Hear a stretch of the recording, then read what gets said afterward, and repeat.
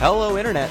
Gino, that Pinguino Grieco, here again with another episode of Deep Listens, and this is yet another Final Fantasy episode, kind of, which means I am joined, as always, by Chris, Zombiepie, Redacted. Hello. Oh, boy. This is a retread, the first redo. It's as if they've already made an HD remaster of a game we have played. I am joined by the ghost of Chris, Zombiepie, Redacted. He died last week. If you hadn't caught on, he died for your sins to play Final Fantasy VIII. It's like Gino is the lost Ghostbuster. He put me into his proton pack and unleashes me whenever he wants to record a podcast about Final Fantasy. And let me tell you, my co-hosts, thank you very much for your sacrifice. Yeah, I know. You warned me. I mean, you said it was going to happen, that I could possibly die, and I didn't listen to you. I thought that I could get through it, and I couldn't. We're going to discuss that because we have some feedback. But first, as we do with every episode, remember, if you want to get in touch with the show, at DeepListensPod on Twitter, deeplistens.libsyn.com, and deeplistenspodcast@gmail.com. Though it seems like people are taking us up on the comments section option the most, so just keep doing that. That's awesome. It's cool to see the little notification on my end of things that someone has commented in our comments section. It's weird, though. I think that less than 50% of our comments are on topic or related to Final Fantasy. Which is how it should be.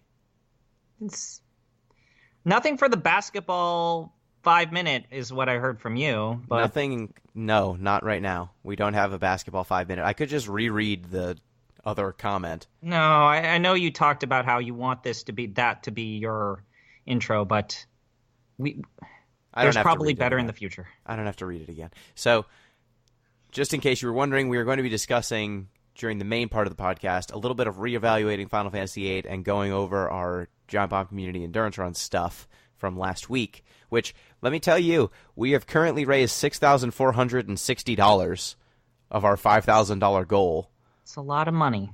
It's a lot of money. Between you and I, we raised... what, 40% of that total together? Yes. You raised like 20% and I raised the other 15-20%. It was insane. Yeah. Thank you so much to everyone who watched, to everyone who participated. It was crazy. Let me just tell you, 2 years ago, we were aiming to raise $3,000. That was when I think that was the Final Fantasy IX year. Yeah. That was when I learned how to speedrun Final Fantasy IX. But that year, we scraped by until like the end of Sunday. We weren't up to our goal of 3,000, and it was actually Giant Bomb's own Matthew Rory who put us over. And it was at the last moment, and we just barely cleared it. This time, we smashed 5,000, I think, early on into Sunday or late Saturday. And then I seem to recall it was Saturday. People donated since we stopped streaming over a week ago now, or close to a week ago. We donated another $250.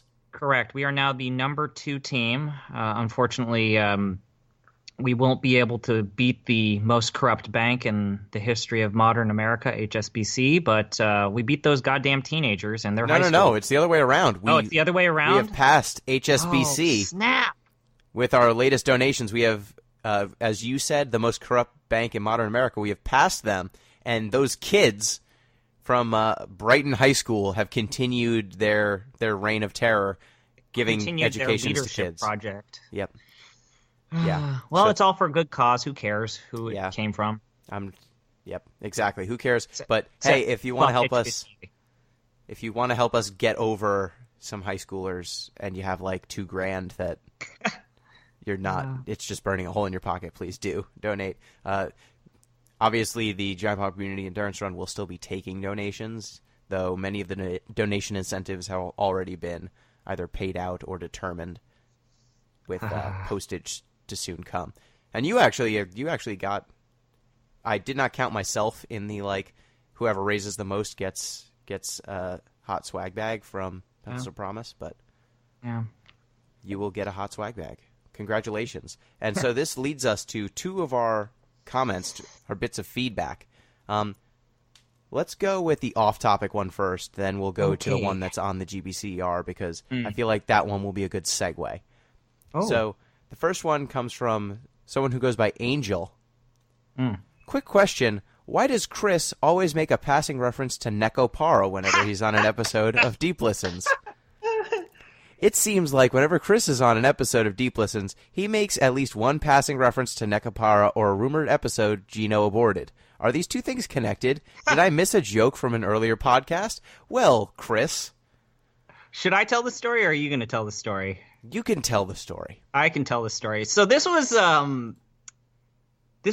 after I completed Final Fantasy VIII, and I was in the process of playing Final Fantasy VII, and I was trying to think, man, what do I get Gino to play? And I know it was sometime during January, because this is after I had been gifted that deluge of Final Fantasy games on Steam. And Gamer152, a moderator on Giant Bomb, is like, well, I'm going to give you the poison that you keep asking to put into your body. And he gifted me Nekopara Volume 1. And then I was thinking of buying Nekopara Volume 1. And so I bought a copy of Nekopara Volume 1 because it was on sale for like $2. And I gifted it to you. It should cost negative money. And I was like, hey, man, I'm going to make you... we did this giant... Well, we did all those adventure games. I think those are criminally underrated. The podcast and our discussions about Myst and Riven and also Pajama Sam. I think those podcasts are criminally underrated. Really great discussion there. So I thought, hey, why don't I put it to the other side of the spectrum and force Gino to start playing kind of what modern adventure gaming is today? Why don't I force him to play some bullshit visual novel garbage? So I gifted you a copy of Nekopara Volume 1. Not really doing my research, not really investigating what it was. And I was like, we're going to record a podcast. You're going to force me to play Final Fantasy VII, and I'm going to force you to play Nekopara Volume 1. And those are equivalent. The best part about it was we were playing the games simultaneously. And we were recording Skype, so you saw my face and I saw your face. People can't see my face right now. What face am I making? You are grimacing in pain. You look like you are not happy that I put you through this. I remember you were concerned about playing that game with members of your family entering your room at one point. Yeah, I wasn't married yet. I had things to lose. It started off okay. It was Did just it? A pervert's paradise of like these cat girls were enslaved by their adopted brother. Yeah. And then it got porny. And then he fucks them. Yeah, so straight up there is pornographic content in Nekopara Volume 1. The whole premise of it is that the Steam version of Nekopara, and I had not realized this, is they have basically kept the entire story, but they have just censored out the scenes where you see the actual fucking.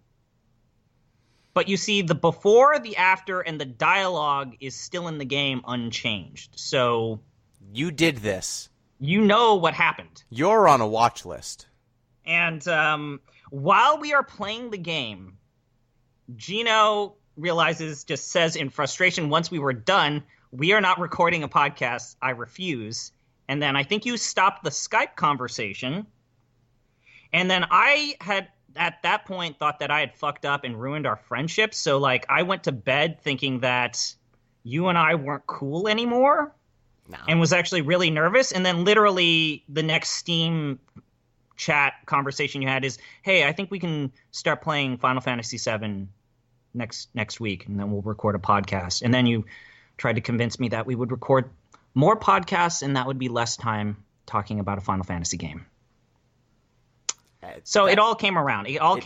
But it started with good intentions. Now, to be fair, so the reason why I didn't want to record a podcast on Nekopara is because it's a game about pedophilia and incest. Correct. And slavery all at the same time. It was mostly those three things, those three central things, that were all in play at the same time, at all times. That was that's why I didn't want to talk about it ever again. And it's not really a game. You just click until it's not a game. The next scene plays. There's an autoplay button. The only sliders that exist are how much the boobs bounce. Boobs jiggle. That's all you can control in that game. Nekopara Volume 3 is coming out this year. Don't buy any of them. They're all bad. I bought Nekopara Volume 1 and Nekopara Volume 0. I still need to get Volume 2 and 3. You don't need to get any of them. I want to see what happens with Azuki and Coconut. Coconut is the Maine Coon cat, and Azuki is the Munchkin cat.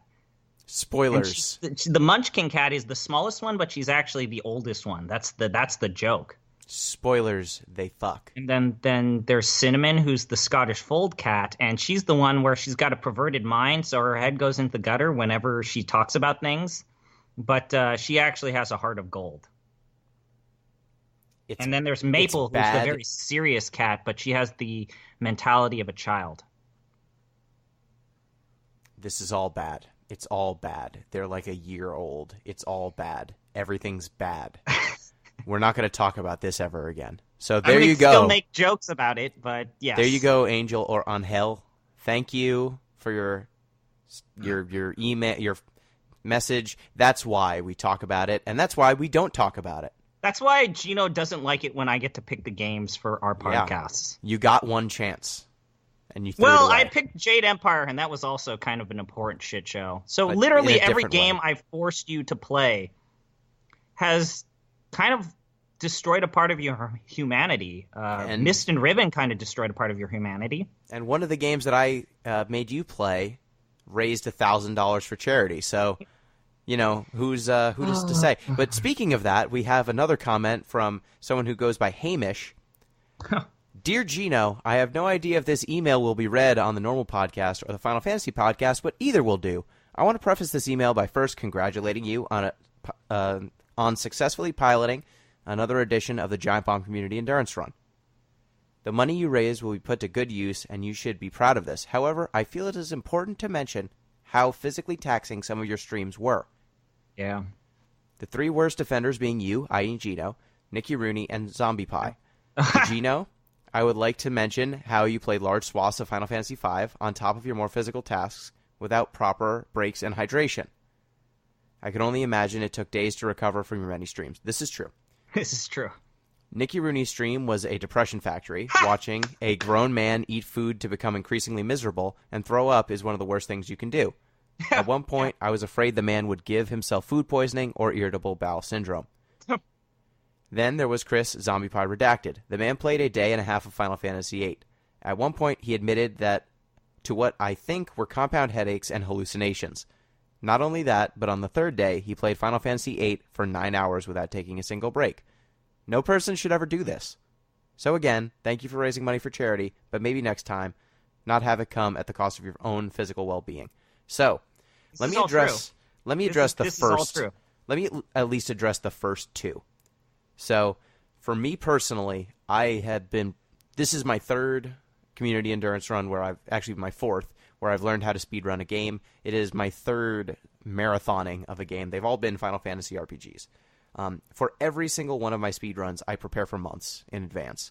I'm playing the game pretty regularly. I will do several practice runs.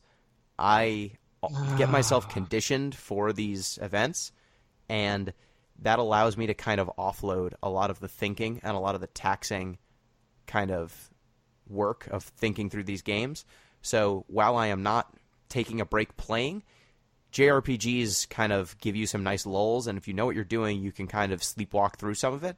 So by the end of most of these games, I'm exhausted from just being up super late. Not necessarily like the act of playing as an exhausting thing. It's not like I'm playing Doom for 12 hours or something. You would still admit it took you days to recover.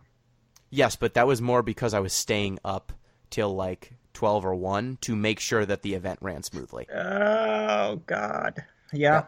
Because like when we were changing streams and managing chat, like that was me. Me and Rory gave some help. But that meant I had to be up and I had to be like keeping track of everything and making sure everyone was shuffling in and out. And also when it comes to hydration and food, I did have water. I drank pretty regularly during the stream. If you didn't catch that, I understand. Like, it's not saying that this was super healthy, but I'm a pretty active individual, and so one day where I'm just kind of sedentary, my body kind of adjusts pretty well to it. You also record an entire podcast on a treadmill, so you are a physically fit person, relatively speaking. I try. So that Nicky Rooney. For Nicky Rooney, I talked to him about it. I told him that sounded dumb. He wanted to pay homage to Dirty Dan Reichert and his nacho cheese thing from the Big Live show. And I told him that sounded like bad and he shouldn't throw up. Did he actually throw up? No, he didn't. Okay. And he shouldn't do that to himself. And he said he thought it would sound like fun and it would raise some money and he was cool with it. And he's a grown man and he can make his own decisions. So as soon as he said he was down for that and wanted to do it, and that was something he came up with on his own, other than telling him charge a high amount of dollars so that it's worth it. Like, he still didn't charge enough for eating an onion was only $25, I think. Yeah, we thought that was, like, most of them were too low, but then we also weren't sure how much each thing would cost, like how much people would donate. We didn't want a situation where no one donated, but we also didn't want a situation where everyone donated so much that he threw up. Oh, God. Tell me about it, Gino. So we tried to engineer it so that he would have enough to, like, try some of the different stuff, but not enough that people would make him throw up. So there was intent behind that to try and keep him safe. Now, with you, I want to say going in, I told you very specifically not to play more than, like, 9 or 10 hours in a day, ever. I told you, I tried to make a schedule for you where you did not do that. You rejected my schedule. Is this factual? I was only able to play 7 hours of the game on Friday. I had to make sacrifices. No, you didn't. You finished the game by, like, what was it, 6 or 8 in my time on Sunday? It was like 4. If you had just paced yourself, you would have finished it at like 7 and you would have had more sleep. But I interpreted the play Final Fantasy VIII for 24 hours as in attempt to play the game for 24 hours straight. You shouldn't have done that. I told you shouldn't do that to yourself. It's not good for your body. I also didn't want to do half of the side quests that you said I should put in as a donation incentive.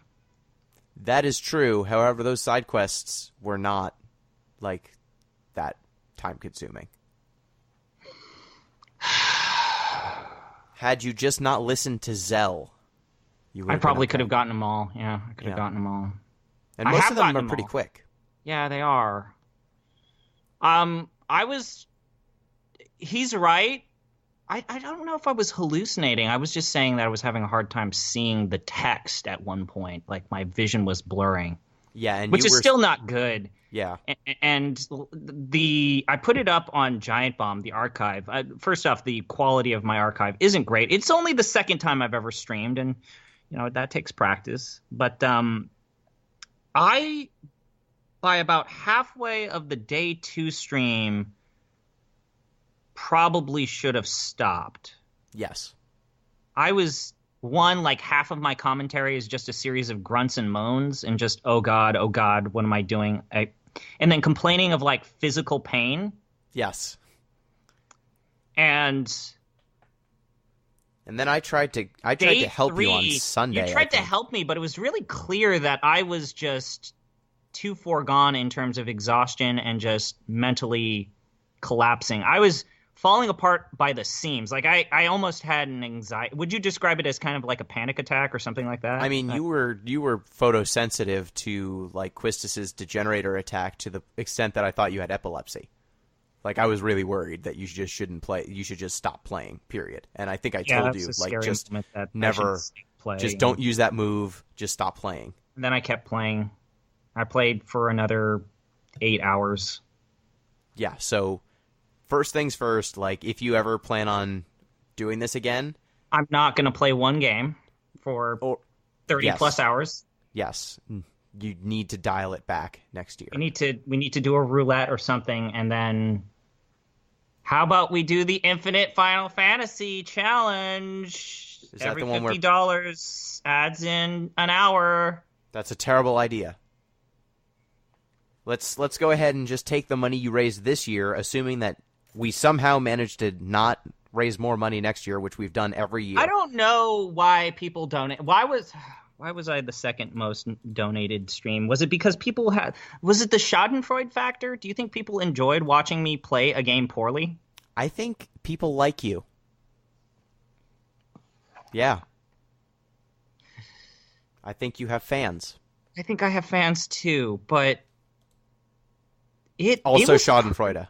It was pretty bad. It was pretty. I really enjoyed it. I now know what I should never do ever again. Yes, you should not do that ever again. We'll have to find a way to team up next year. That's my goal. It's my year to host next year at my place, so we'll have to find a way to get you 4-job fiesta. Get you out here. I'm gonna get it done. I'm gonna talk to the robot on Twitter, and I'm gonna get my jobs, and it's gonna be all berserker, and then it's like fuck. Then we'll just have a camera that's ZP's sadness den. How's it going in Berserker Town? Ah! Help! Me duele. Yep. I based off of your writings, I think it's amazing that class exists. That it's almost like Mobius Final Fantasy. Click and then game plays itself. Anyways, so that is it. Thank you. I will get better. Thank you, Hamish. How many days did it take for you to honestly recover? Was it 2? Took me 2 or 3, but the thing is, to get to John's place where I was streaming out of was like a 7-hour drive. So I drove like 7 hours to get there, and then drove painful. Like 7 hours to get back. I actually went to work on Monday. I probably should have called in sick because I was just this husk of a person. Yeah. At one point at work, I collapsed on a couch. That's not great. No. Yeah, so for me, I didn't get to have regular sleep. Like, if I had just gotten a normal night's sleep, I would have recovered pretty quickly. I attempted the 24-hour stream with just 6 hours of sleep. That was dumb. Well, let's never do that again. So, on to the reason why we're here. It is because, one, we both played Final Fantasy games for the Community Endurance Run, and I wanted to check in on how that went. And two, your experience with Final Fantasy VIII has led you to reevaluate that game. So yeah, in some ways. Why don't we start with my FF5 thing, and then we will reevaluate FF8. So, the 4-job fiesta. Did you watch any of it, or were you? I did. I watched streaming? Quite a bit of it. That's why I made my Berserker joke. Yeah, I lucked out. Did you see any of the pinata smashing? I did. Poor John Cena, or The Rock. Yeah. Poor The Rock. Yes. Did you eat your candy? So, I ate the candy that had whatever job I was using, and then that's right. For the last one, I used all my rerolls to make sure that I got Chemist, which meant that I just ate all of the Pop Rocks. That's what I remember. Yeah, I remember you were really aiming for Chemist, and you finally got it. It's a messed up job, and it's like Mixed is overpowered in multiple games. Yeah, it's also how you break Final Fantasy X. Yeah, we'll talk about that another time. But yeah, I did see that. So I guess I'll let you talk about your experiences, and then I'm going to give a slight proposal. Sure. Yeah, so Final Fantasy V, it has definitely made a strong push in my own personal rankings. The version for the PS1 was the one I played, and man, is that a bad translation. Man, is that game buggy in the best way. I fought... Here are some of the enemies I fought.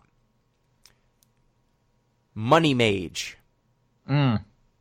Wyvern. It's not a wyvern. It's like a dragon. It says Y, capital Y, space, burn. Bald Money. What? Bald Money. Soccer. Okay. It's an octopus. It's supposed to probably say sucker, but it says soccer.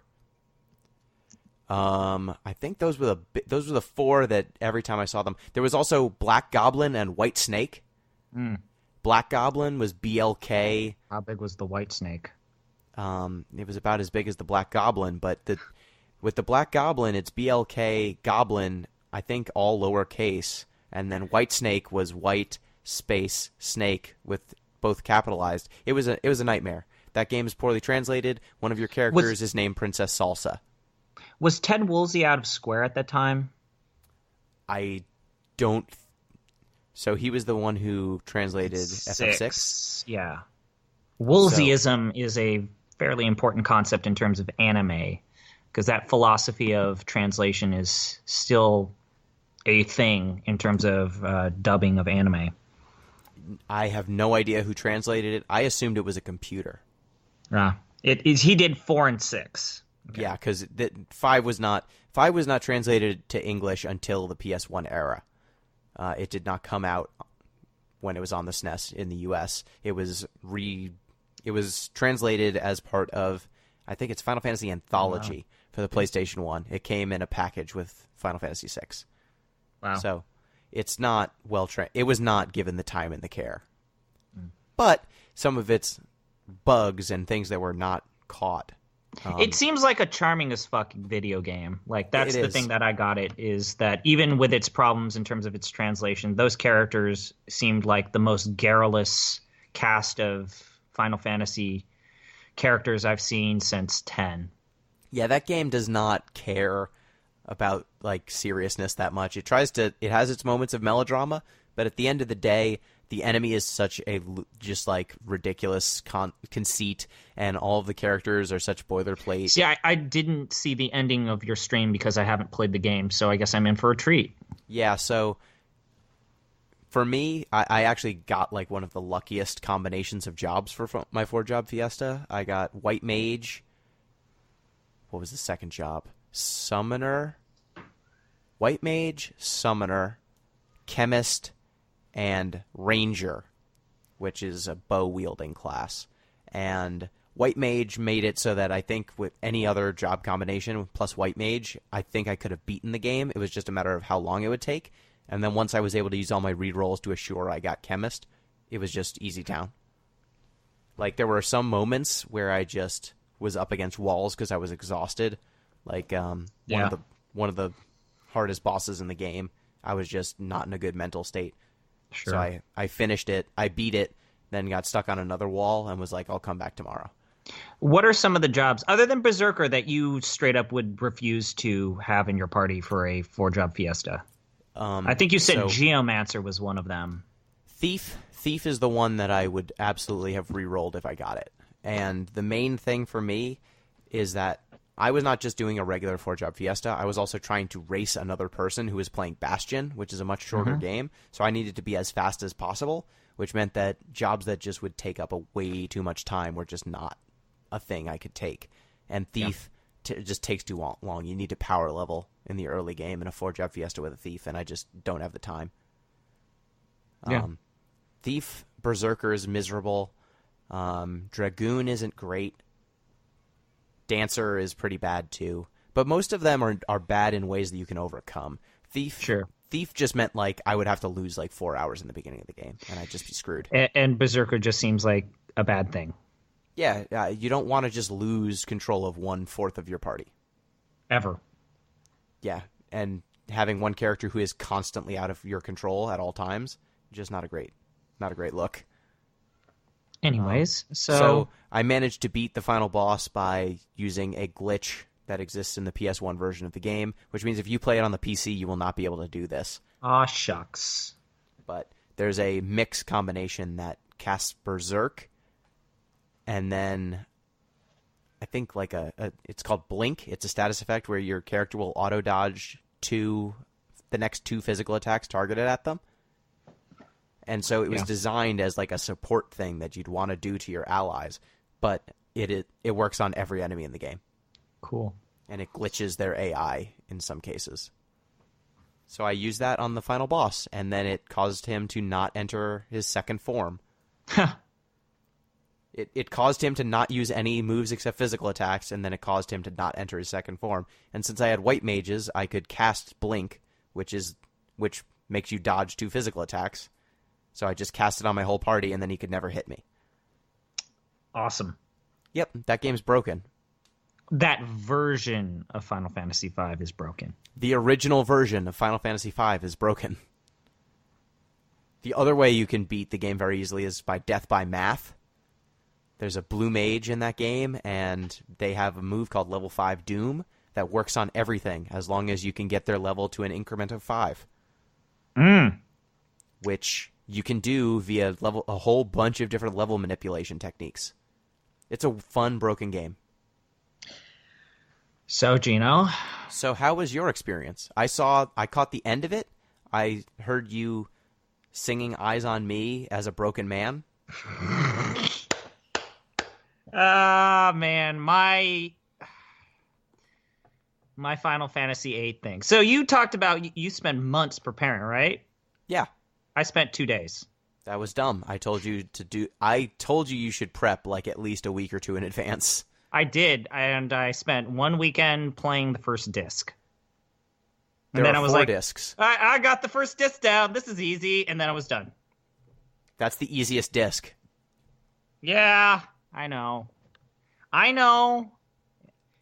The problem isn't breaking the game. You can break the game after like you get your first GFs. It's the follow through that I realize I kind of botched. It's remembering where to go and what to do. I did okay with that. The one thing that really drives me insane about Final Fantasy VIII, and you could probably back me up, is the triggers for Final Fantasy VIII's story are really, really weird. Yeah, and there are some triggers where like you literally have to wander around and hit a very specific part of the background, exit the foreground, and then re-enter it, or talk to this specific character when there are 8 characters available to you. The triggers for Final Fantasy VIII are real weird. Yep, really and weird. There's some cases where you just have to like enter a room and leave. Some of them are hitting certain marks on the floor. Some of them you can just skip. Pixel perfect in terms of where you gotta be. And there are other times where just the game's direction or sense of direction is just very confusing. The worst offender is when Disc 3, when it says, we need to find Alone. Okay, great. I'm going to go over here. I'm going to go to Fisherman's Horizon. No, you have to talk to Renoa and then pick her up, and then you walk to Astar. Yeah. Why would you ever do that? I mean, there's also that section where you need to find Sid. And then the game doesn't want you to actually find Sid. Yeah, and you have to run all over. It turns out you only need to like go to 4 of the different wings of the garden. You can short circuit that a little bit. So I have spent 125 hours of my life playing Final Fantasy VIII. That's fewer than I have. Yeah, well, you've played the game 5 times. I've only played it twice. I played the game more than 5 times, but yes. All right, so we had was it Angel or was it Hamish? No, Hamish is concerned about your health, yes. Yeah, okay. So I had a simple plan. It was really, really a sound idea. I talked to you, and it was like, well, I mean, you could probably get it done in 30 hours. It's like, oh, right. Yes, we got this. I got a plan. So the plan was I was going to beat Final Fantasy VIII over the course of 3 streams that would each be about 10 hours long. Yes, that was what I told you should do. And all I needed to do was put into practice what I had learned from my first playthrough, from my practice sessions. And when I told you I would give you my notes. This is something where I'm still angry at you about.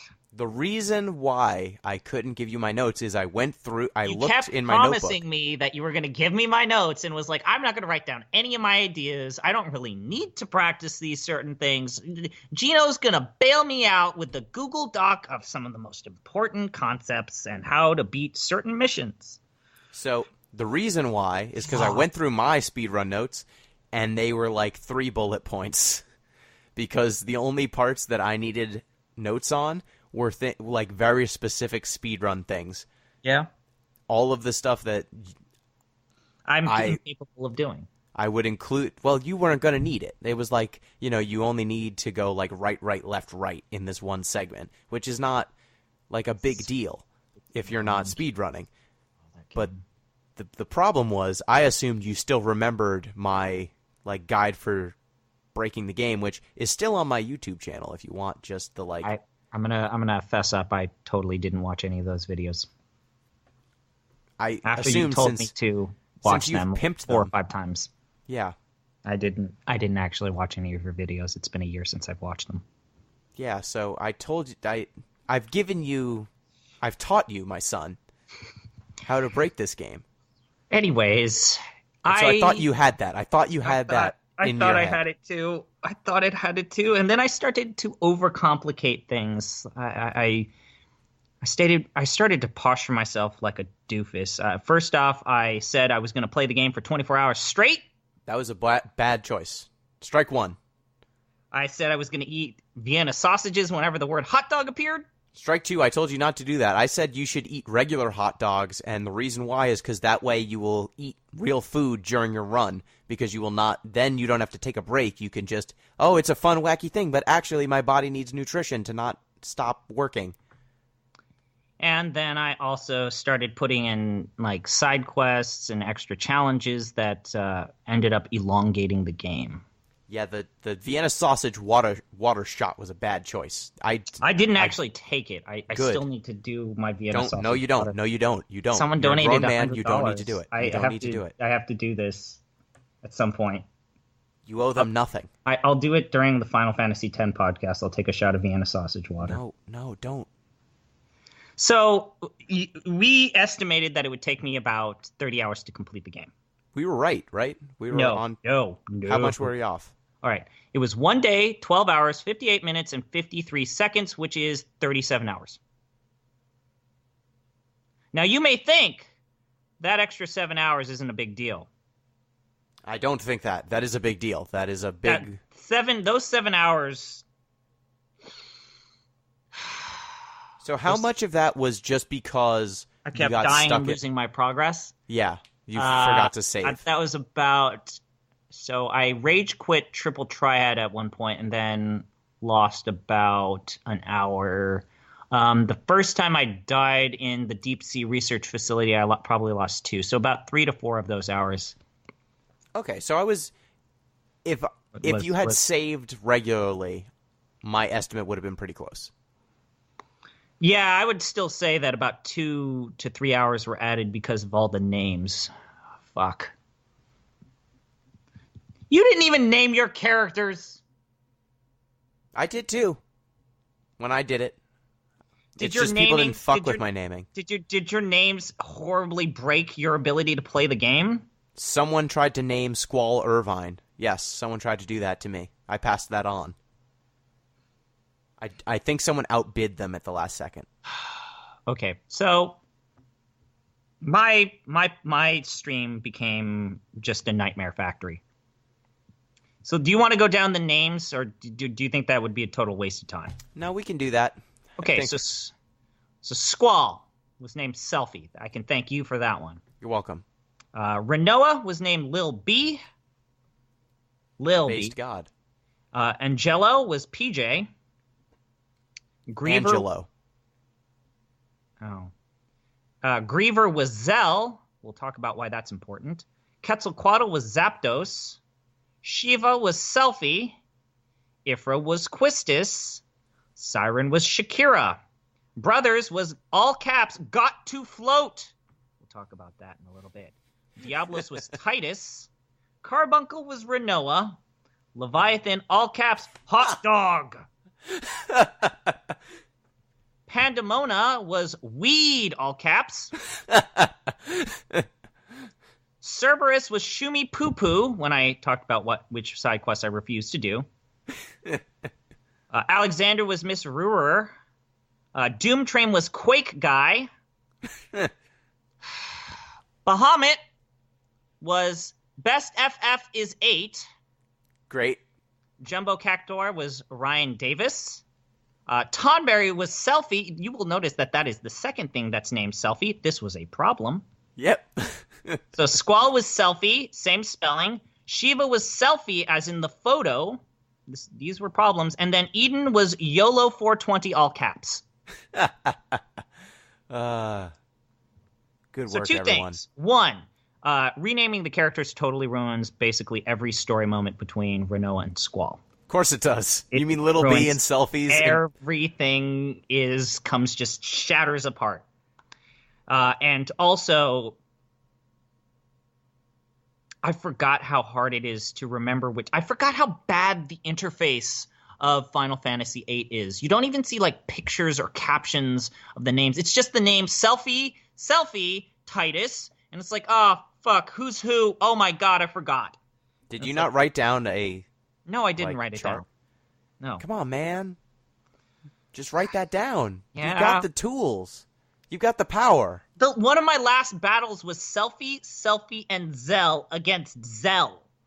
You might not have seen this because it was in Giant Bomb chat, but I was in there, and I was just making my own fan fiction, and I was just like, the Zells and the Selfies have been at war for many a year, and then one Zell said enough was enough, and he took down the evil Zell King. God. So a couple things that I remember and then also don't remember. Disc 1. I forgot how terrible the tutorials were. I forgot how bad the tutorials were. One, the fact that the tutorials are just basically these direct instruction lectures and slideshows to you without allowing you to actually practice the concepts until after they're done is one of the worst ways to possibly teach a person. Yeah, and then it's like the videos they show you in driver's ed or something. Buckle up for safety, buckle up. Yeah, it's basically the same thing. Equip fire to elemental defense. Equip fire to elemental defense. Blood on the pavement. Encounter none is for losers and chumps. Another issue is basically all of the major gameplay concepts that Final Fantasy VIII just basically fails to tell you about. I mean, there are entire mechanics that are not addressed in any formal capacity in the game. You mean like how a dude gives you like 7 triple triad cards and then just says, then go have fun. And then you can refine those cards into spells and don't need to draw spells for practically the entire game. How do you not explain the item refining system and its importance and the card refining system?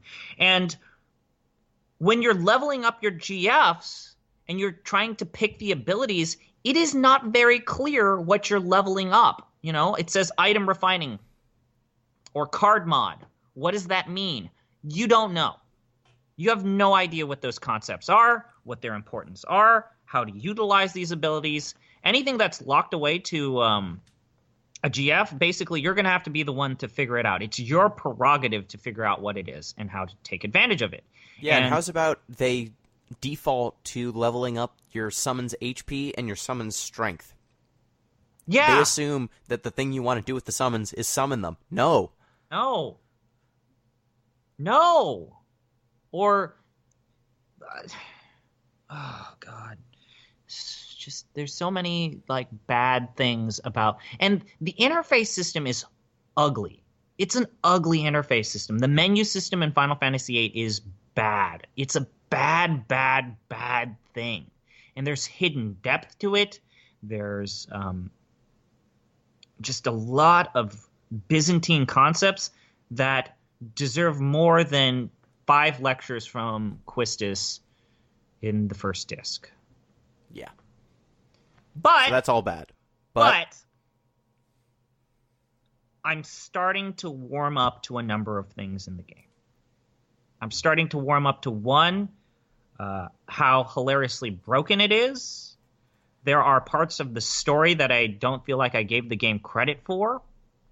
And there are other aspects of Final Fantasy VIII that I maybe possibly undersold when we first talked about it.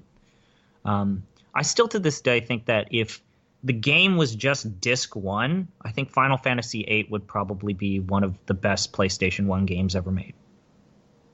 I think the first disc is still to this day one of the strongest narrative showcases in the entire game. What it attempts and conveys in Disc 1, yeah, it's all over the place. It's this odd mishmash of disparate themes and elements, but it all kind of comes together in the end.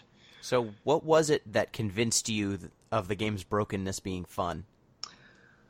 The fact that I could get through Disc 1 and Disc 2, the idiot that I was, the village idiot that I was, with only one game over screen. Yeah, and you slopped through Omega Weapon. I slopped through Omega Weapon and entire conflicts or combat sequences with relative ease. Really, the only thing that really posed a significant malady in terms of my playthrough was me fucking up and letting Zell knock around in the deep sea research facility, which we will talk to in a little bit. But you would say definitely, I mean, in comparison to when I first played the game, I have improved. Like, yeah. I've made some pretty big improvements. Like, you saw me, I was doing the Apocalypse with Zell, and it was pretty awesome. Yeah, and I would say that the one thing that you haven't learned yet, and I was imploring you when I was acting as the angel on your shoulder, in Final Fantasy VIII, offense is king.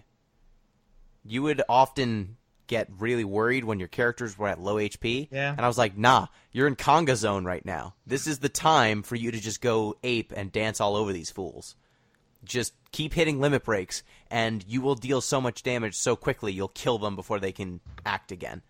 But I had basically lost so much progress at that point that I was becoming paranoid. So that was probably on me. Yeah. And a little security here and there goes a long way. I mean... Yeah.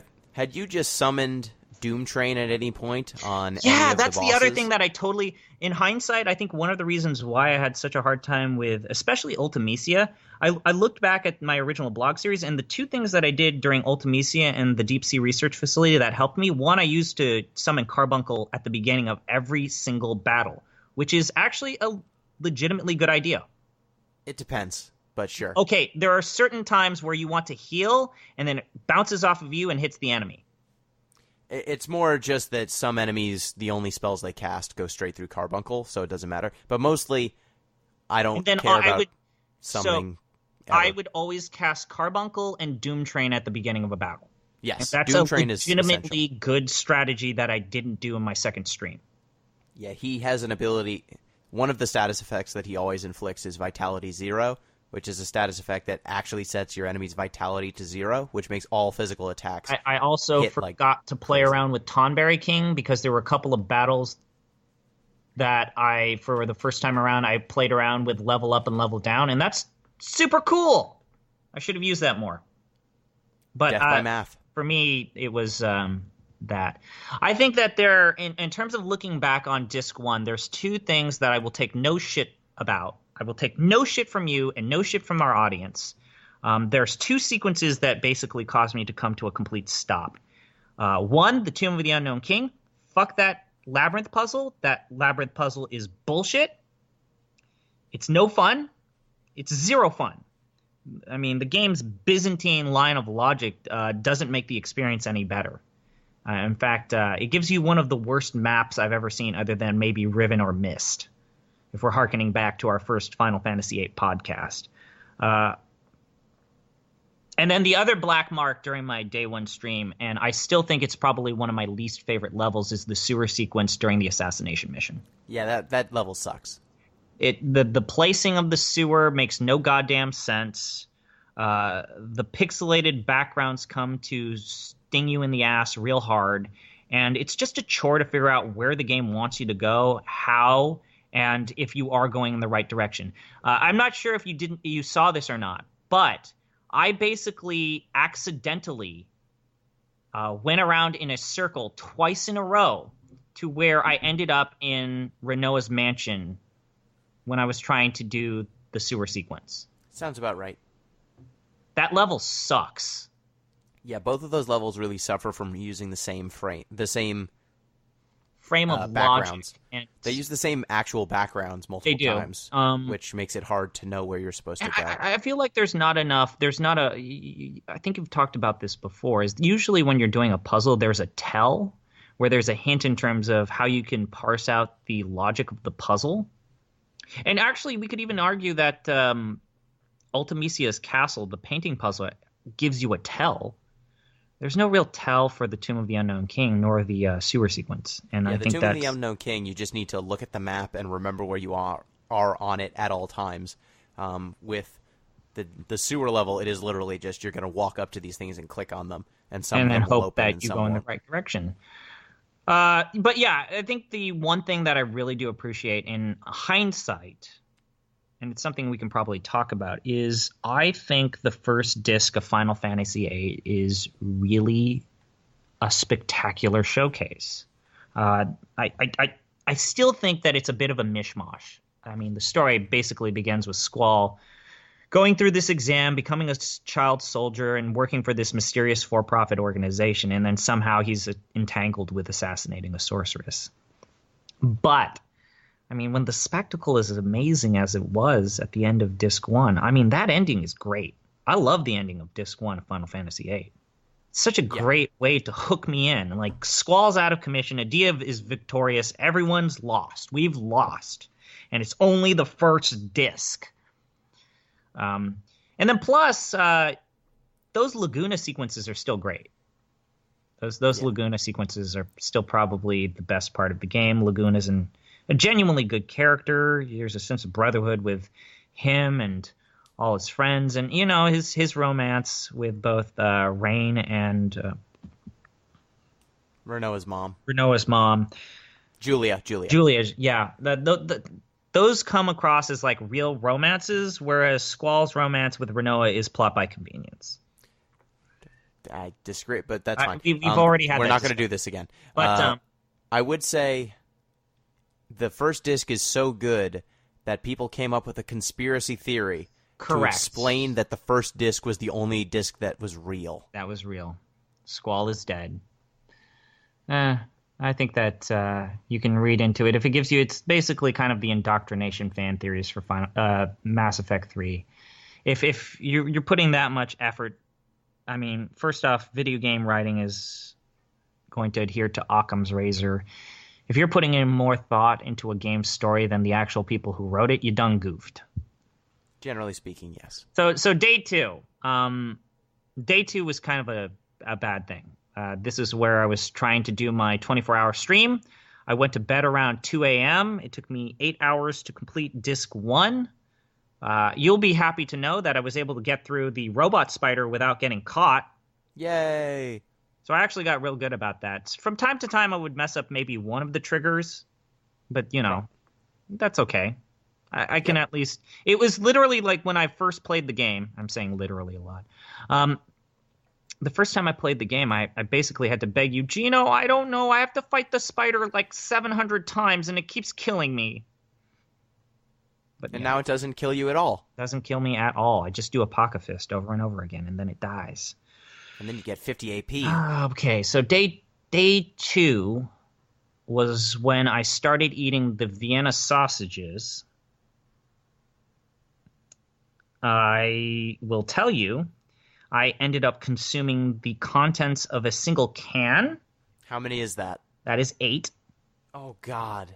And it was on the stream. I don't know if you saw it, but basically I put a fork into one sausage, tried to pull it out, and they all came out together, like fused together. Oh, and so no. A giant wave of Vienna sausage juice just splashes all over my shirt. And so I smelled like Vienna sausages the entire day. And I got so frustrated, I went to Burger King to pick up some burgers and eat some real food. And like one of the persons that was over the counter was like, Jose, did you accidentally spill the ground beef? It's like the people at Burger King could smell me and thought that something was spoiled. Great. My stomach hurt so goddamn much when I ate. Well, first off, I ate like off the dollar menu of Burger King. And 2, those Vienna sausages. Like, I don't know if I told you this, but I opened the can and I kept the can open and I left the can open overnight. Ah! And I still ate the sausages. No! I saw the sausages and one of them had discolored. So it started out kind of like as a pale pink sausage, like a normal looking sausage. And then by the time I ate it, it was like bright neon pink. No! That's not distressing at all, right? What? See, if you had just had 8 hot dogs. And you know what's really weird? I live walking distance from a Wiener Schnitzel. If you just ate 8 hot dogs, like it would have been a lot of hot dogs, but you at least would have been full of like somewhat real food. that wasn't neon pink. You wouldn't have been covered with Vienna sausage juice. Yeah. I had to like deep clean my apartment. There was also the time where I was trying to drink coffee and I spilled hot coffee all over my crotch. I don't know if you saw that either. I did not. Yeah, well. Oh, and the sausage juice got on my phone and almost broke my phone. Like I heard about that. Desperately had to clean my phone, like it was fucking it up, real bad. So Disc 2 of Final Fantasy VIII. Disc 2 is mostly a disappointment, with a few exceptions. Norg. Oh god, that's a bad thing. So much bad shit. I saw chat blow up when you were fighting Norg. Just a bunch of people forgetting that Norg existed. Yeah, and I don't blame them for forgetting that Norg existed. The only good thing about Norg is his organ music is fucking rad. And I even would argue that it's better than Pandemonium in Final Fantasy IX, even though clearly that's based off of Final Fantasy II. Yes, people tell me weird things and fun facts when you start a blog series about one of the most beloved franchises in video game history. Final Fantasy VIII's second disc is mostly a disappointment, with a few exceptions. One, I think the visual presentation of the garden powering up and becoming a flying airship is probably one of the more breathtaking moments in the game. The money shot of like Renoa turning to the camera, smiling, and then there's like the petals in the background. That's a beautiful scene. That's a very beautiful scene. And probably the sequence of you trying to avoid the missiles hitting the garden, that scene is great. Not the actual gameplay parts, but the CG cutscenes there. And I would probably argue the garden battle is the best scene in the game. It's up there, yeah. I would argue it's the best scene in the game. I would argue Laguna at the end is the best scene. But that's fine. I would probably say that I would agree with you if they had done more to build up that relationship. But I feel like the game was building up to this confrontation. And it's one of the few times where the game's like insane line of logic is executed in an incredibly compelling way. Rocket motorcycles? Sure, why the fuck not? Why the fuck not? Flying jetpacks. Not. Flying jetpacks, yeah, it's one of the few times where the game's insanity is actually done to the game's benefit. Yeah, just big stupid ships just slamming into each other. But there are 3 scenes in Disc 2 that I think basically spoil my opinion of it. 1, the concert scene. 2, Norg. And then 3, the orphanage scene. I also would argue that the ending of Disc 2 is kind of a cock tease. But it's fair. Kind of pays off, but it's just this bizarre showcase of things that you aren't able to piece together until the game decides you can piece it together. So the concert scene is still, to this day, probably one of the most bizarre moments in the game, narratively speaking. It's one of the most bizarre things in gaming history, and it's great. It's one of the best worst scenes in video game history. Hey, Squall, you big stud. You big stud. Like, these characters are fawning over Squall for no goddamn reason in particular. He's done nothing to earn their love and affection, especially Renoa's concern and romanticism. Like, all of the times when Renoa's like, I really care for you. I really feel like you and I have something that we need to work together. I want you to share your feelings with me. It's like, what the fuck are you talking about? Who is this person? Like, there's a line of dialogue where Renoa's like, I'm thinking about the nicest, kindest person in the world. Or it's like, are you talking about Zell? Who the fuck are you talking about? Who? My dad, my old boyfriend, Cypher. Who's this character? Who is this person? Squall. He just doesn't let people in. That's his only sin. So that scene is still one of the best worst things ever. I love it, but the only reason why I love it is because of how bad it is. And the orphanage scene is still one of the worst plot twists in video game history. We all knew each other. We all knew each other. We were actually related. We just forgot about it. How did we forget about it? The things we've been using to junction and summon is erasing our memories. So, second time around, did it offend you more or less? Actually, far less, because I started to realize that there were player interaction, NPC interactions that kind of built that up and scaffolded. There were a couple times when I was interacting with the students in the garden where it's like, hey, where were you last night? And it's like, I was in the library. We were supposed to go to the training center. It's like, oh, I totally forgot. And it's like these characters there are multiple conversations that you can see, listen, and witness where characters are talking about forgetting shit. And I totally didn't realize that was supposed to be the foreshadowing for that. Although it kind of highlights one of the reasons why I hate how alone is used in the first disc. Like, putting something in your story that doesn't make sense until you play or witness that story a second time around is not foreshadowing. That's just lazy storytelling. That's just putting in references. That's the laziest shit. Yeah, I mean, when Alone shows up in the first scene of the game, you have no reason to know who the hell she is and why you should care. Or who's this woman? But yeah, it's like all these characters that are talking about forgetting dates and information. I actually there are some NPC interactions that I skipped that I'm glad I saw the second time around. There's like one where Zell helps fix a guy's car in Balam, and it kind of is a really great way for you to learn that he's really good with machines. I didn't know that the first time around. But no, yeah, the orphanage scene is a bad thing. I think we talked about it last time, but I think it's kind of like a which came first or a chicken or the egg sort of paradox. Did the writers always have this scene planned out? Like, they wanted to have this scene. They wanted to have this scene in the game. Or did they want the characters to be interconnected, and this is the only way they could make it work? I don't think there's an answer. But I don't know. But it's a chicken and the egg situation. Yeah. So disc 3? Disc 3. Well, also, I think the ending to disc 2 is pretty... I love the fight with Adia. Her music is awesome. Like, not the Ultimisia music, but like the Adia music. Yep. Oh, that's such a good soundtrack. Great music overall. I know that I tried to rep it for your Deep Listens podcast that it was the best music of the year we played this game, but just really good music. And then Norg. That whole plot line of this rebellion in the gardens, like, well, these kids are going to fight for me. I'm Norg. It's like, who the fuck are you? Why are these kids fighting for you? Why are they rebelling against the person who treated them like children and his own and fathered them since they were children?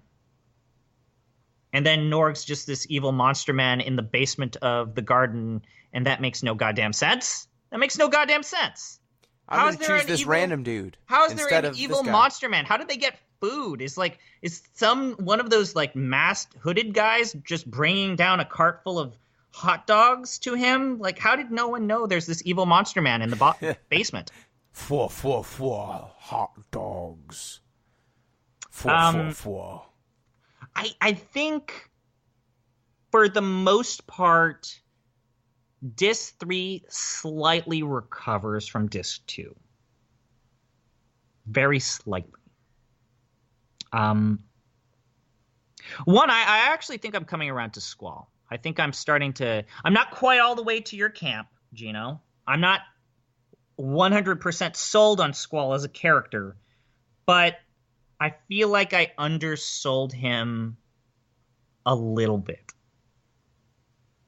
And the reason why I say that is I still think that he's a baby. I still think that he's intolerable for a lot of his interactions with the non-Renoa cast members, like the supporting cast members.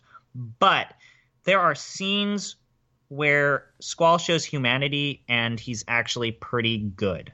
I still think the scene where he picks up Renoa and starts walking to F-Star, I still think that scene is probably the best Squall scene in the entire game. Like, when he's like literally talking to an unconscious Renoa, it's like, hey, by the way, don't tell anyone I'm telling all you this. It's the most human that Squall is. And I started to piece together, okay, he acts impulsively. He believes he has the world figured out. He's indignant about his personal beliefs. Oh, wait, Squall's a teenager. That's right. This kind of makes sense. Yep. I still think he's a bad character. I just think he's the most teenage character in a Final Fantasy game, probably. He's up there. He is the most like a specific type of teenager. Someone who's very self-serious. And then I would say that Tidus is also a very specific type of teenager. Sure. Tidus is a lot more outgoing. He wants to be like a social butterfly. Yeah. Squall is a lot more introverted, and he thinks he knows everything, and he thinks he's above everyone because he's got it all figured out. And they're just losers, man. Phonies. It's almost like Square Enix kind of learns from their mistakes and tries new things with every game. Yeah. That's Zidane guy. Maybe if you replayed Final Fantasy IX, you would see that he's pretty good. I don't know, man. There's some things they do with Zidane. Okay, so I still think that Esthar is probably one of the hardest to navigate environments in the game. Yeah, that was one of the notes that I had for you, was how to get to Lunatic Pandora. And I still am really bad about that. I literally just had to get my phone out and use a guide because I'm not going to miss the first Lunatic Pandora mission and then have to wait another 15 minutes until it reaches point 2. Fuck that.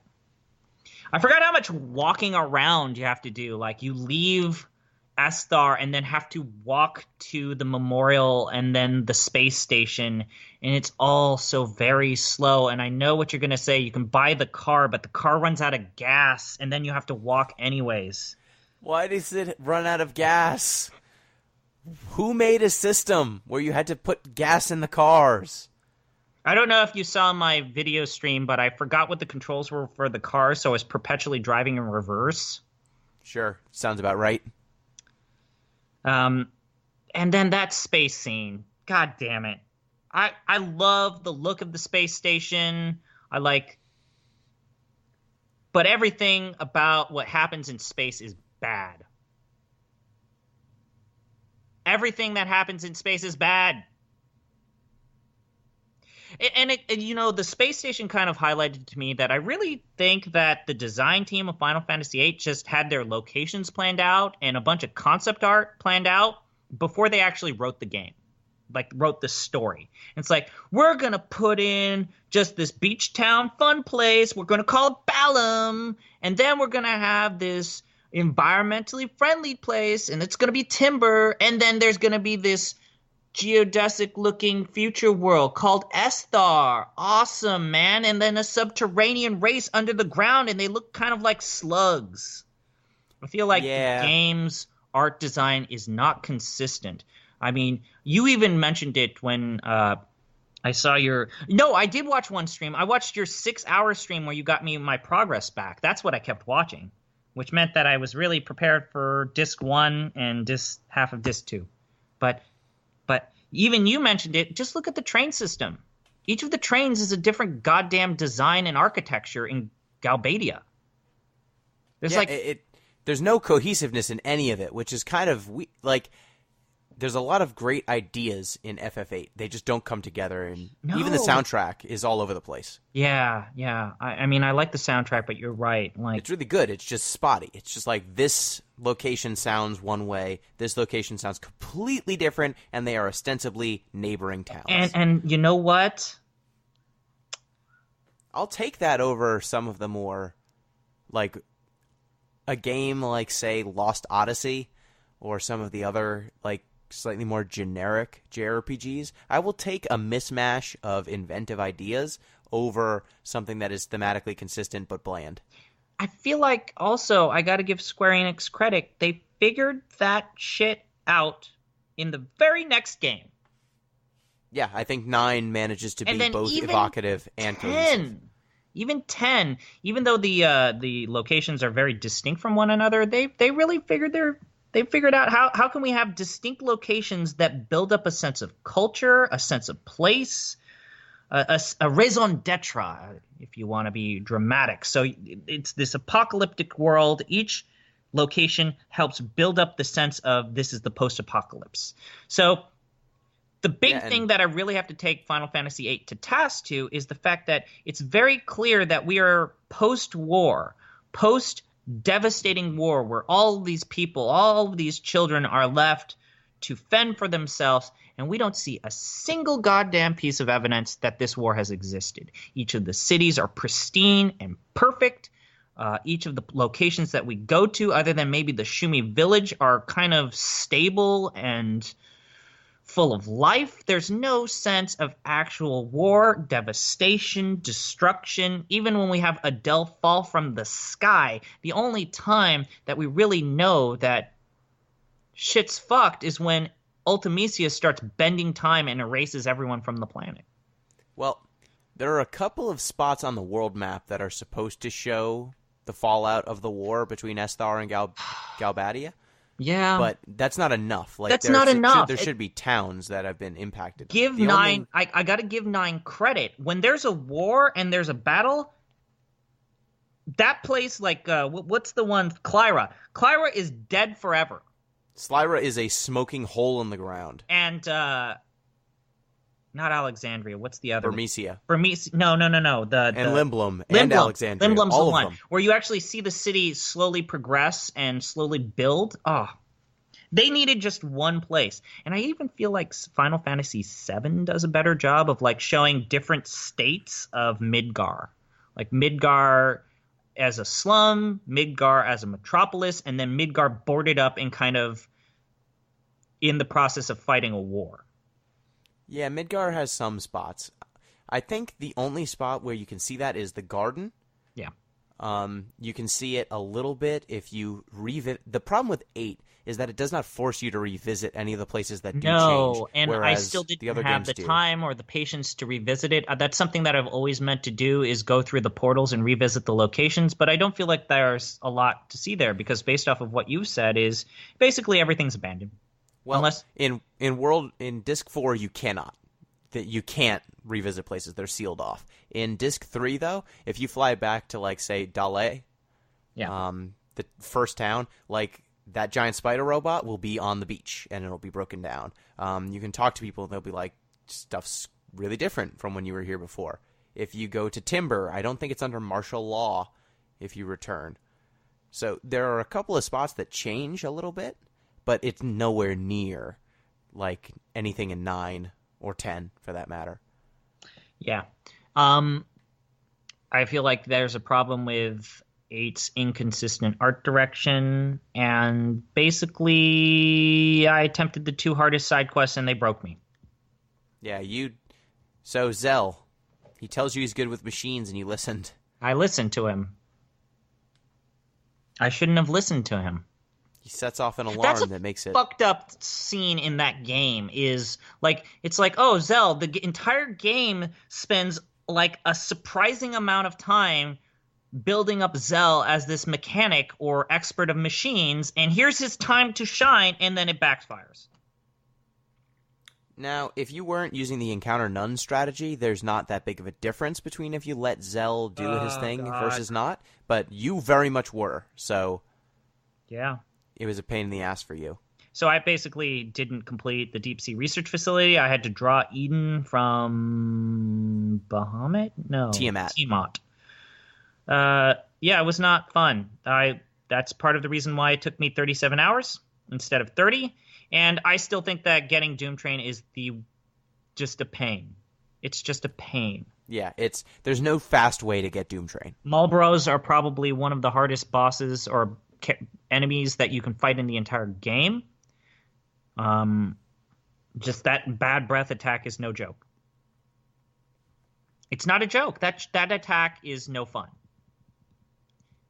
And I still, and one of the reasons why I think that elemental attacks are more devastating than like all of the damage attacks is the game really, really doesn't do a great job of telling you how to build up your elemental resistances in that game. Like, the defensive junction system is just hidden beneath this interface separate from the junction system.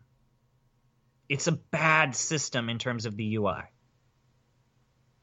Yeah, so it's even worse for you specifically because I noticed that there was a UI bug in your version of the game where it swapped elemental and status, like the actual line elemental versus status. So it looked like for you were setting up elemental defenses when you were setting up status defenses, and you vice had versa. To point this out when I called for your help the second time around. So I thought it was super okay, and then I was not. Wasn't that you weren't okay. It was that it was the difference between a couple of close battles and just stomping all over everything. Yeah. And I think you noticed the difference, right? Yes, I did. I noticed it very quickly. This leads us to the final location, unless you really wanted to talk about the other side quest. I don't think that we need to. No, we don't. We have an entire podcast where we talk about Final Fantasy VIII for like 4 hours. I still think that Ultimecia's castle is a bunch of bullshit.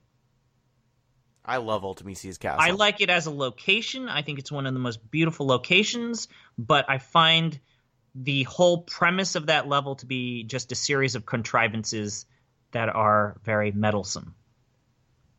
That's fine. I just enjoy every one of those puzzles. 7 bosses just to be able to get the abilities that you want to have is just dumb. And go like into an art trying gallery. to know what you're doing in the castle is like reading Latin for the first time. I mean, fetching the random keys to unlock prison cells and then that bullshit painting puzzle, it's a slog. That entire level is a slog. And best of all, your ability to save the game is locked away until you win it back. And that boss rush isn't a slouch either. Those enemies require a great deal of patience, a great deal some of them require skill, I would argue. And, someone who's been playing the game for 9 hours straight and only is working on like 4 or 5 hours of sleep probably isn't able to figure that shit out. It's fair. Yeah. So Omega Weapon. This is probably when you started watching my stream. Yes, I thought you weren't going to be able to beat Omega Weapon because I thought you didn't have enough firepower to kill him. I thought you weren't going to deal enough damage. So first off, I didn't do what I did last time, which was use the end. So I would cast a Holy War and then just have Selphie be already set up for a limit break and just keep rolling until the end popped up, which is a soul-crushing endeavor, and I didn't want to do that. I wanted to actually try to beat Omega Weapon legitimately. And I did it! So 2 things that happened, and maybe you saw this. 1, Squall died, so I didn't have his limit break. So basically, I was relying on Quistis's Gatling gun, which you kept saying, stop casting that attack. That's not even the best one. You kept yelling, I seem to recall that, why are you using the Gatling gun?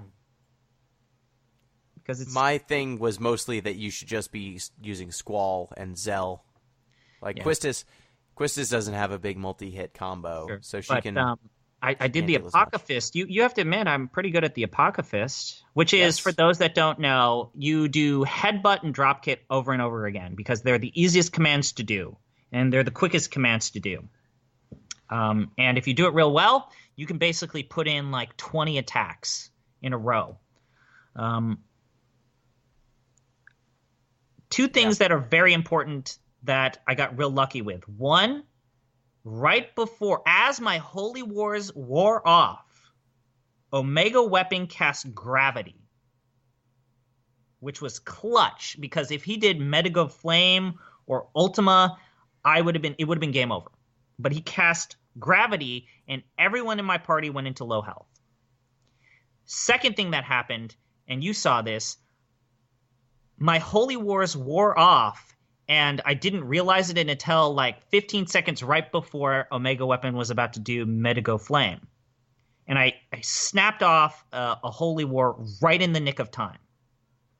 So I had like an extra 8 attacks, and I kept spamming Zell's limit break over and over again, and I refused to revive Squall because fuck it, man, sacrifices needed to be made. Just keep hitting, just hit hard, don't stop for nothing. I probably should. I like it. I should have revived Squall. He hits hard. Yeah, you probably should have used one of Quistis' turns to revive Squall. Yeah, but that's fine. You did it. Who cares? I did it. Like, I got a big... You even got excited for me. You were proud for me. Yeah, I didn't think you would have enough damage output because his HP is very high, and you were not hitting for straight 9s every time because you didn't summon Doom Train. So what was it? What's the deal with like the PC version of Omega Weapon? It's that he's like got 15 million instead of 15,000? Like he's even a harder version of the original Japanese game. That's what someone was trying to say. All right, whatever. So he was tough, and then I forgot how fucked up your final battle with Ultimisia is. Yeah, that was the one where I was actually like, hey, just use a Holy War and slop through this fight. And then I didn't, and I kept dying because Griever, I forgot, has an attack that basically does 7,000 damage. Yeah, he does Shockwave Pulsar when you kill his first form. I'm so sick and tired of Final Fantasy bosses dying and then doing this devastating attack before they die. I'm so done with this. I'm trying to think how I got away with that. Is that an attack? You used a Holy War. No, I didn't use Holy War the first time around. Oh, the first time around? Like I the think very you first just survived it. I think I did. Is that something that Carbuncle can reflect? No, you might have just used a hero instead of a Holy War. That might explain it. But anyways, those Ultimisia battles are no joke. She is a hard mistress, and she hits hard. I forgot that she basically starts destroying your magic junctions, and that's a real fucked up thing to do. Yeah. That's a real fucked up thing to put in the game. It's that she basically will eat your magic. And then also, the game randomly selects which 3 characters you can have in it. So the first time I lost... yeah. You were yelling that, just use the Holy War, what are you doing? Yeah, because all you need to do in that fight, because your offense... Once I saw that you had enough offense to kill Omega Weapon, it was just a matter of dealing enough damage to Ultimisia, and she doesn't have a ton of HP. Even you would admit that I was in a haze. That's why I was like... I was in a mess. I was a mess. That's why I kept saying it, because I just knew that you were in no state to like process stuff. So I was just like, if I just keep saying it, he might read one of these comments, and it'll get through, and he'll be able to be done. And so I win the game. I beat the game. And I started singing Eyes on Me like a maniac. Like, at that point, the game is kind of a blur. I'd never have liked the ending to Final Fantasy VIII. I know that you are not an entire 100% defender of the ending of that game, but I have never liked the ending to Final Fantasy VIII. It's just a series of bizarre visuals with not enough context provided it. But I will say this in defense of it, it is the best way to end Final Fantasy VIII because Final Fantasy VIII is already a nightmare. So why not end it with a nightmare? Yeah, no game swings, and I said this and it was retweeted on Twitter a couple times. No game swings, misses, and keeps on swinging like Final Fantasy VIII. It never quits. It never quits. I mean, as a package, Final Fantasy VIII is kind of an unmitigated failure.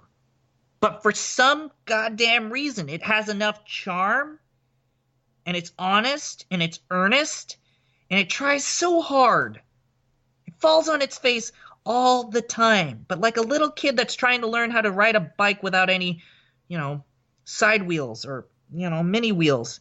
It just keeps getting up there, and it keeps just pedaling, and it pedals real hard and real fast, and it falls on its face again and again. And you don't laugh at that. You don't laugh at that. You're happy to see that. Because it's got gumption. It's got gumption. So, and I have this broken nostalgia for Final Fantasy VIII now. So does that mean that we need to reevaluate its spot? I think we need to reevaluate its spot. Okay, so right now, at number 1, Final Fantasy IX. At number 2, Final Fantasy VII. At number 3, Final Fantasy VIII. And dead last forever, Mobius Final Fantasy. Okay, so let's just do something real quick. I don't think Final Fantasy VIII is better than Final Fantasy IX. That's, yes. I don't think Final Fantasy VIII is worse than Mobius Final Fantasy. That is definitely true. So it's down to two-man tango. It's a two-man tango. And I think that it's safe to say when we recorded the Final Fantasy podcast, I probably enjoyed Final Fantasy VII more than you. Yes. I think it's pretty clear to our audience, to the people who were listening along with our nightmarish journey, that I probably came away from Final Fantasy VII with a bit more positivity than you. But before you and I go to fisticuffs, let's just make one thing very clear. Both of these games are very good? Both of these games are very good. And even if we rank Final Fantasy VIII as higher than Final Fantasy VII, Final Fantasy VII is probably the most important game on our list right now. Final Fantasy VII is probably one of the most important video games ever. One of. Not the most, but probably one of the most important games ever made. It rose square up and then laid it low. And then, set them up for just a bunch of hubris. Of obscurity. A bunch of hubris. They're like, we made this multi-million-dollar video game. I bet we could make a movie. No. We got to buy our competition and then whore out one of our most beloved games. No. So 8 and 7. Where do you sit? Because I honestly could go either way on this. I could go either way too. So of these two, obviously you played one more recently. What sticks out the most between both games? What is the thing about 8 and the thing about 7 that jumps out the most to you? Well, I do still... I know you're not completely sold on it, but I still think that the art direction of Midgar is probably one of the most fully realized things in a Final Fantasy game. I think it's really good. I don't have any complaint with that. I just think that Midgar is the only place in 7. Oh, no. I mean, I feel like the Ancient City is still pretty good. What happens in the Ancient City... Like, we can't underscore how people still cite the death of Aeris as being the moment that a video game caused them to cry. Yeah, but that just means that they played that game before they played Final Fantasy IX or Final Fantasy VIII.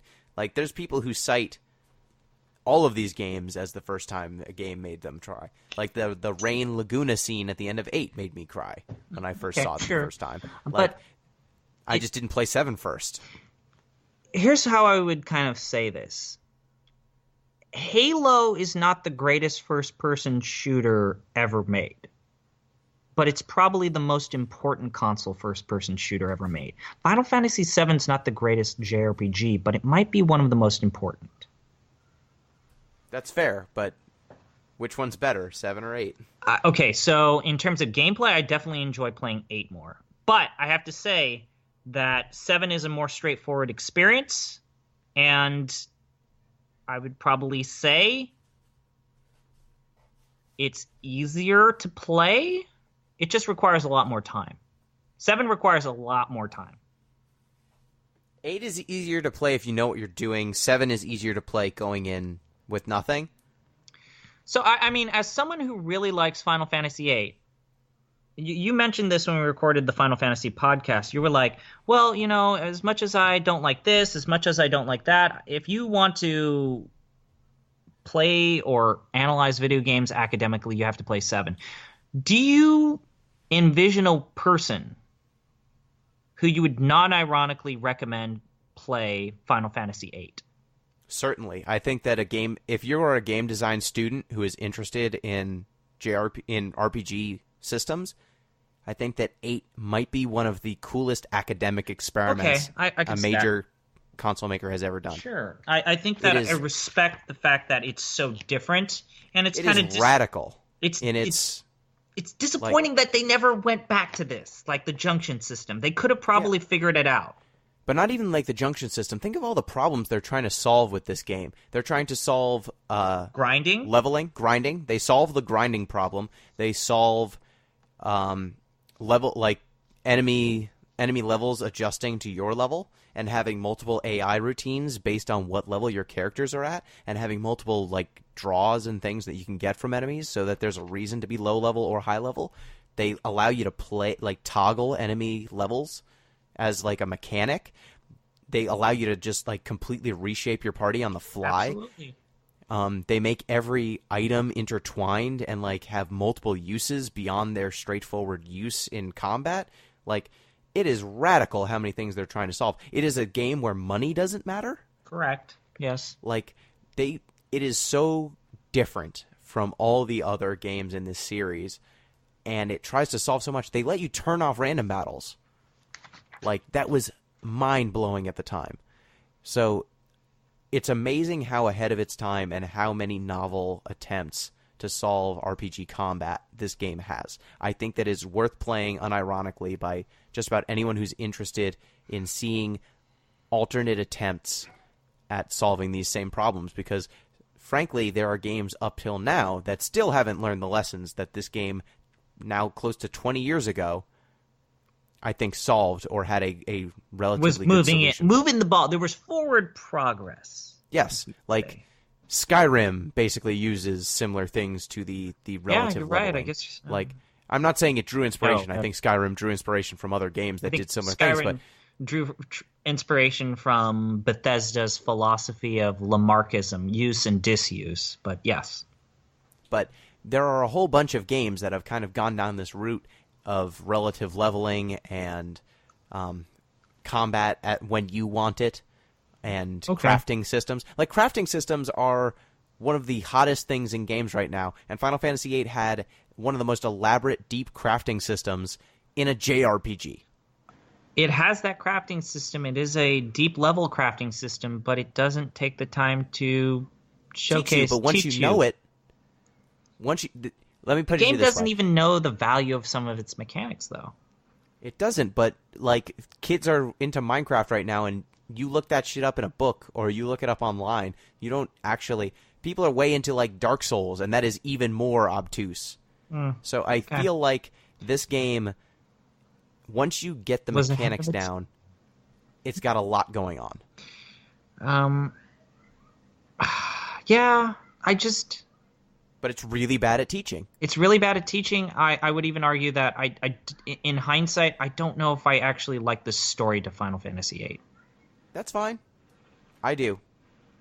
Okay, then sell me on the story of Final Fantasy VIII. It's the destination. It's the destiny, the themes of destiny and predeterminism. I just really think that the idea of having these two parallel narratives with Squall and his dad, where Squall's dad, due to circumstances, is not able to raise him. Not just raise him, but basically end up with his first love because of a war situation. And so Squall and Renoa are effectively, like, fulfilling their parents' relationship that gets smashed on the rocks. It's just, I think it's very poetic, and it's a very long game sort of storytelling that most games don't have the time for. Like, the first cutscene, or the first sequence with Laguna is the only time you see Julia. Yeah. And that sequence gets paid off in the last cutscene of the game. Okay. And you really need to pay attention to see, like, how many different layered effects, like, Laguna doing something has on Squall's world. Like, Laguna in that stupid movie. Correct. Might have the inspired Sorceress's Knight. Cypher. Yeah. I mean, Cypher uses that same, like, combat style. Yeah. He stands the same way. He says he's the Sorceress's Knight. So you see that inspiration. You see Lunatic Pandora get built that you end up fighting on. You see Adele get defeated. Like, all of these parallel narratives that kind of flesh out the world in a way that I would say, while the actual environment of Final Fantasy VIII doesn't show what has happened before, by having these flashback cutscenes, it fills in some of that ground. Rather than showing you aesthetically in these wrecked cities, they give you flashbacks to when stuff was hot.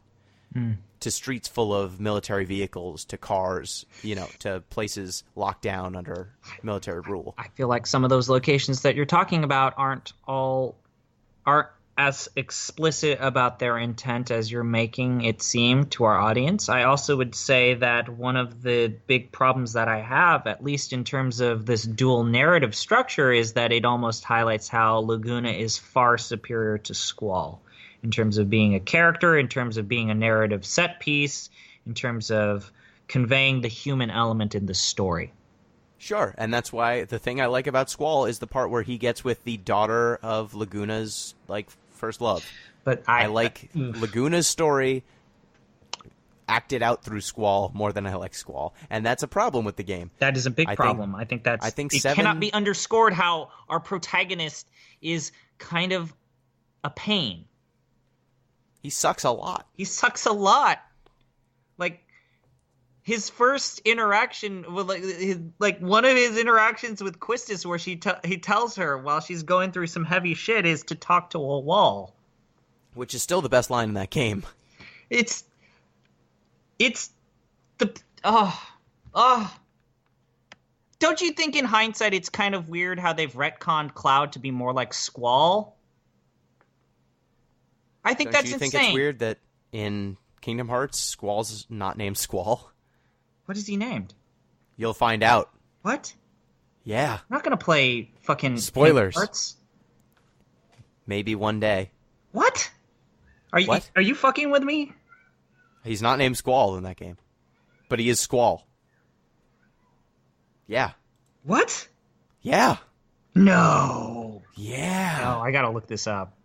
Yeah, he's named something else. Okay, let me look this up. I can't. So,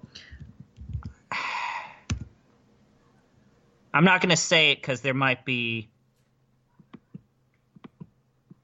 No, it says Squall. It says Squall right here.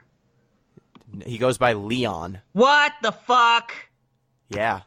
Oh, Leonhardt. fuck this. Squall Leonhardt. He goes by Leon for like the whole game because he's ashamed of things. Oh God. Yeah, one day I'll show you that. Fucking Kingdom Hearts. Fuck that series. Yeah, you shouldn't. It's a bad series. But let's go back to the central question. So let's go back to the central questions. 8 7 or 7 and 8. Where do you vote? You vote.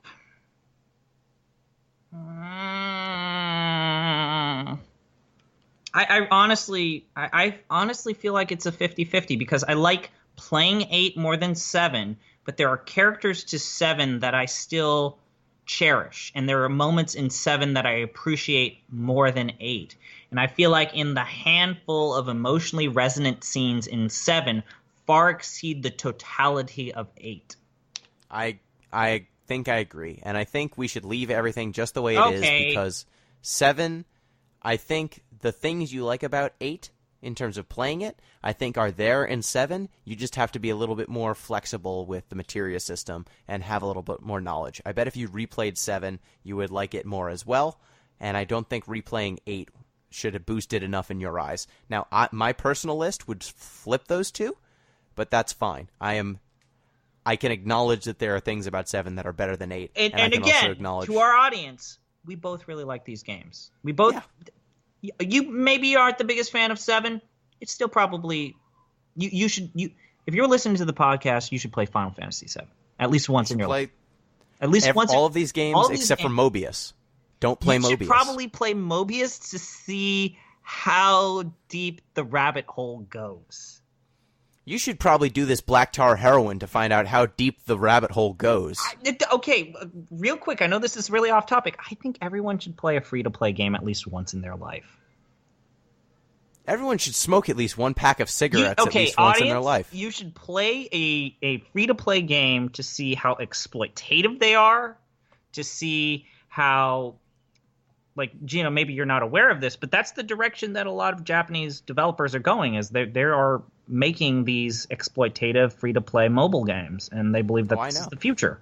Everyone should book a one-way ticket to Las Vegas at least once in their life. I would agree that Las Vegas is a lot of fun. One-way ticket, no way out. So, let's leave that where it is. Yay! Is there anything else with the community endurance run that you want to shout out?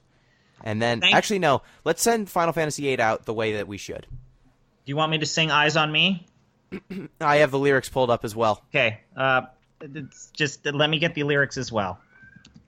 Can you turn video on so that we can time this so that we are on key and on pitch? Oh, no, wait. I got Celine Dion's version of Eyes on Me. That's not the one you want. That's not the ones on me. I don't want that at all. Okay. Okay. All right. Okay. Oh, shit. I have the full lyrics where it has the extra stanza. Where do you want to start the song? Whenever sang my songs. Whenever I sang my songs. Okay. Oh, Jesus. I'm playing music now. Don't play the song. Oh, God. Okay. All right.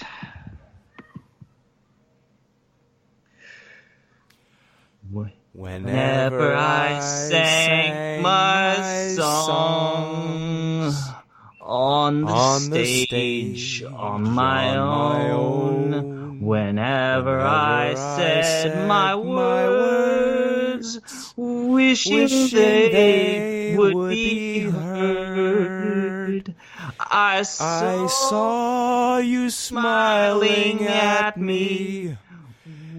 Was it real or just my fantasy? You'd always be there in the corner of my tiny little bar. My last night here for you. Same old songs, just once more. My last night here with you. Maybe yes, maybe no. I kind of liked it your way. How you shyly place your eyes on me. Did you ever know that I had mine on you?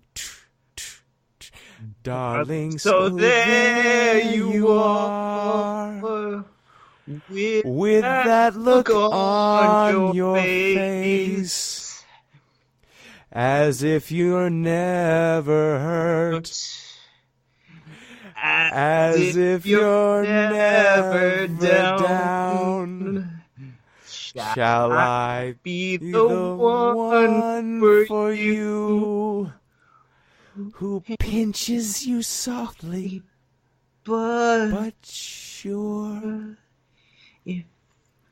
If frown is shown, then I will know that you are no dreamer.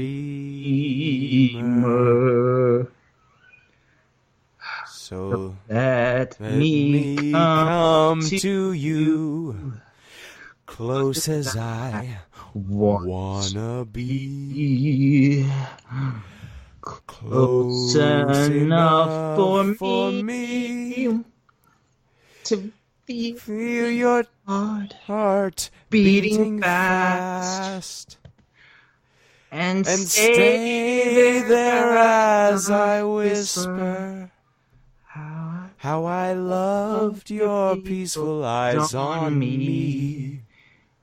Did you ever know that I had mine on you? Darling, so share with me your love if you have enough. Your tears if you're holding back, or pain if that's what it is.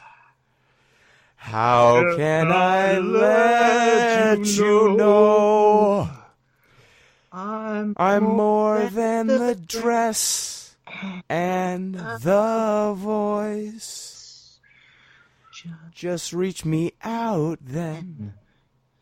You will know that you are not dreaming.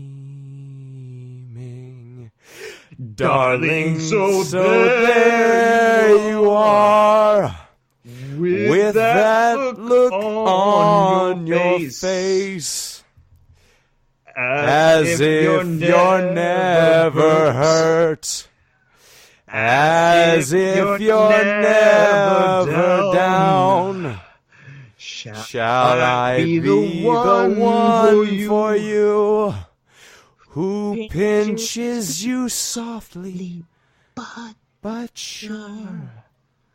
If frown is shown, then I will know that you are no dreamer. Dun dun dun dun dun dun dun.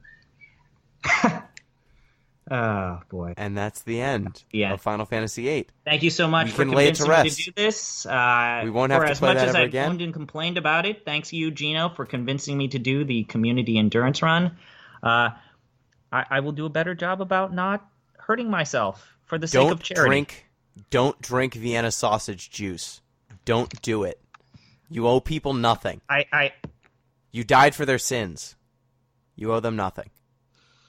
So you can still donate to the Pencils of Promise page for the Giant Bomb Community Endurance Run, whether it be for Gino, myself, or any of the other people. Yeah. So, just last thing, I guess, before we sign off. You are still working on Final Fantasy X. This was a little bit of a delay. The blog series also got delayed. I'll get that up at some point this week or next week. But, sometimes you got to play 30-plus hours of Final Fantasy VIII. Shit happens. Sometimes you do. Next time, we'll get you over here.